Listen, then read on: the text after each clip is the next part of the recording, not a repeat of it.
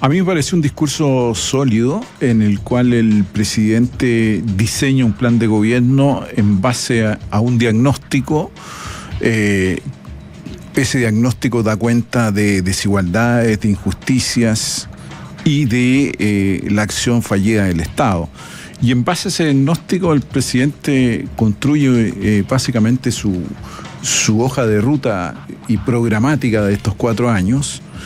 Yo iría con un mensaje claro: aquí hay esperanza, despejando incertidumbres e inseguridades, porque da cuenta de efectivamente de los problemas reales del país y por qué él ganó la elección presidencial. Desde ese punto de vista yo creo que es bastante claro y preciso el discurso del presidente Gabriel Boric. Y en los objetivos, me parece que en los objetivos apunta, si bien es cierto, en términos generales, yo diría, él dividió el discurso en 5 ejes, pero básicamente los objetivos tienen que ver con un programa de transformaciones que se bajan fundamentalmente a través de esos 5 ejes. Y eso me parece muy importante, colocando énfasis en los derechos sociales, en la transformación del Estado y en la mejor calidad de la democracia. Yo diría que esos son los ejes principales que aborda, y haciéndose cargo de cuestiones bien centrales y bien sentidas por la ciudadanía. Recordemos que yo diría que hay una ciudadanía un poquitito con una paciencia un poco colapsada de alguna manera, ¿no? Y eso también yo creo que recoge los intereses y las inquietudes de la población en todos los ámbitos de la vida. No me parece que haya tenido ausencias por de pronto el mensaje, sino que es bastante completo y en algunas cosas quizás muy detallista, pero efectivamente no tiene ausencia y es bastante completo. Y sobre el plebiscito, bueno, parte con eso, yo creo que parte fundamentando y con un mensaje que me parece ahí importante. Aquí no estamos refundando el país, estamos transformándolo, mejorándolo, y que el plebiscito naturalmente es un hito importante en esa transformación del cual el presidente se hace cargo. Sin duda ahí está yo diría los ejes centrales de este discurso que escuchamos hoy día en la mañana. Gloria, ¿cómo está usted? Muchas gracias. También a usted preguntarle qué le pareció el discurso en términos generales. Muchas gracias. Bueno, yo creo que Tomás hizo un muy buen análisis, pero diría lo siguiente: a mí me gustó tanto en forma como en fondo. En forma, yo creo que lo hemos tenido siempre muy buenos oradores en esta perspectiva. Yo creo que hay que reconocer al presidente Boric, un gran orador, 2 horas y media casi de discurso, y mantener la atención, pero además un discurso que es ordenado, que permitió identificar con claridad 5 ejes. Y además una cosa que es muy propia de él, ¿no? Esto de jugar con la empatía, de ponerse en los zapatos de los ciudadanos. Yo creo que fue una muy buena noticia a efectos del discurso. Gloria, ¿te parece que la gente lo entendió, que es fundamental?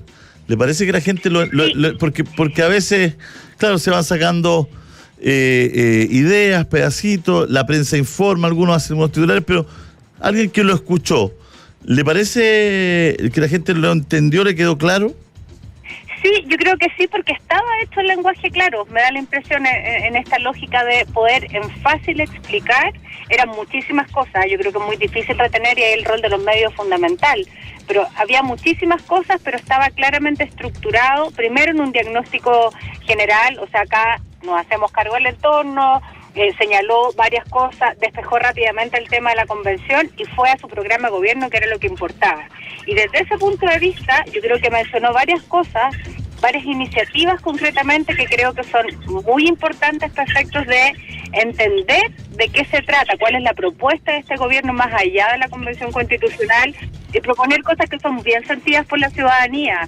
Lo que tiene que ver, por ejemplo, con reforma previsional, prometió fechas concretamente, esta idea del Fondo Universal de Salud, a propósito de particularmente aquellos que cotizan FONASA en los extremos, en los tramos que tienen en el fondo menos recursos, los deudores de educación, también una cosa bien sentida, el programa de violencia rural a propósito de la situación en la Araucanía. Creo que todo eso fueron muy buenas noticias desde el punto de vista de de un mensaje que fue completo, que se hizo cargo de la situación particular, el entorno, la coyuntura que enfrenta el país, pero también la necesidad hacia el futuro. Y déjame decirte, porque son mis temas en lo particular, me gustó mucho que se hiciera referencia específicamente al tema de la transparencia, de la probidad y del combate de frente a la corrupción como una cuestión relevante, porque yo creo que ahí nuestro país tiene todavía muchas deudas. Tomás, en ese sentido, si usted tuviera que recalcar algo, ¿qué es lo que pondría en la mesa? De cuestiones concretas, sí. Yo te diría que primero en el ámbito de las pensiones, yo diría que el presidente fue muy claro respecto, por ejemplo, a la titularidad de los fondos de pensión y despejó cualquier duda en ese sentido, digamos, que cada uno es cotizante de esos fondos y que la reforma que ingresa se hace cargo de eso. Segundo lugar, en materia de educación, yo creo que en materia de educación también dio, porque es importante, porque efectivamente el Frente Amplio es parte, surge de este movimiento estudiantil y lo que tiene que ver con la condonación o el fin de las deudas, no solamente del CAE, sino que habla del Fondo Solidario y también de los créditos Corfo. Yo creo que ahí hay un punto importante y central. Lo otro que me pareció relevante en la situación en que estamos, en el mismo tema, me parece ese programa de salud mental. Me parece que ahí hay una importancia no menor para las demandas de la ciudadanía. Y en cuestiones quizás todavía más concretas, este anuncio de una pensión, un mínimo de pensión básica que adelanta lo que ya teníamos, creo que son cuestiones bien relevantes y concretas en ese sentido.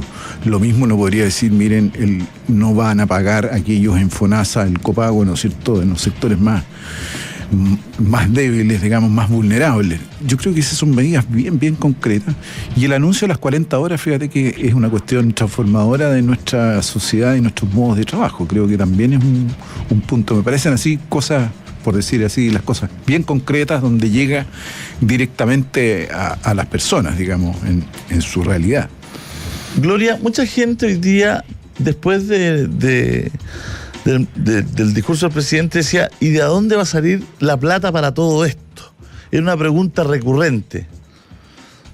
Bueno, es que hay, yo creo, dos cosas que yo creo que hay que considerar. Por ejemplo, lo que decía hace un rato atrás, todas aquellas normas que tienen que ver con un sistema de transparencia y probidad requieren una reforma legislativa, pero no quieren recursos. Otras reformas de carácter social requieren muchísimos recursos, pero también este gobierno ha anunciado que va a haber una reforma tributaria necesariamente. Y de hecho, es más, antes del discurso me pareció bien positivo escuchar al propio Juan Sutil, presidente de la CPC, señalar que la certeza era muy importante, en el fondo pensar en que los derechos sociales eran importantes y que había que avanzar en una reforma tributaria. Entonces, yo creo que ese es el camino sin lugar a dudas. Y el punto es cómo esa conversación se genera para que efectivamente se genere espacios para el crecimiento, para la inversión, para que la economía se dinamice y al mismo tiempo se puedan allegar recursos públicos relevantes, porque de alguna manera también generar espacio para la inversión en políticas públicas genera paz social, y yo creo que eso es importante y lo entendimos, me imagino que todos después del estallido social. Estamos conversando con Tomás Duval, analista político y decano de la Facultad de Ciencias Sociales y Humanidades de la Universidad Autónoma.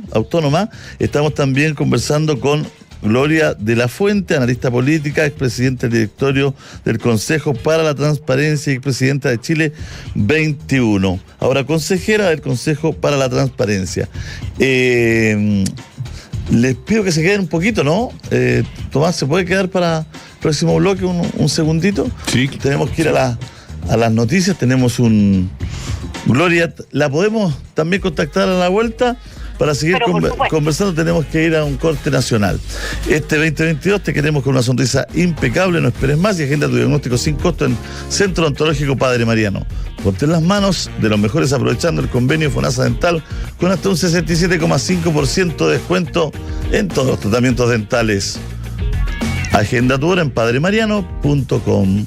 2 sedes en Santiago Centro, a paso del Metro Santa Lucía, y 2 en Las Condes, a paso del Metro Alcántara. ¿Sabías que el adhesivo líder ahora tiene mayor fuerza y flexibilidad? Usa el adhesivo correcto, usa Vecron Steel Fibre Force, ahora con fibras. Vamos a ir a las noticias, volvemos de inmediato.